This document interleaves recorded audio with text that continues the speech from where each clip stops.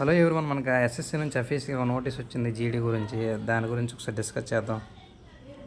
SSC GD result ఇచ్చేసాడు కదా, దాని గురించి పీఈటీ ఎప్పుడైనా ఎదురు చూస్తుంటే పీఈటీ కూడా డేట్స్ పెట్టేశాడు.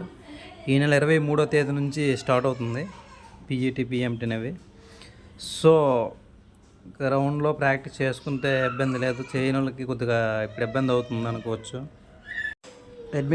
అడ్మిట్ కార్డ్స్ అనేవి కింద లింక్ ఇచ్చారు కదా, దాంట్లో ఉంటే అడ్మిట్ కార్డ్స్ అనేవి వస్తాయి. అయితే వెళ్ళేటప్పుడు అడ్మిట్ కార్డ్ అనేది తప్పనిసరిగా పట్టుకెళ్ళాలి. ఒకవేళ అడ్మిట్ కార్డ్ కానీ తీసుకుని వెళ్ళకపోతే అలౌ చేయడం చెప్పారు ఇక్కడ.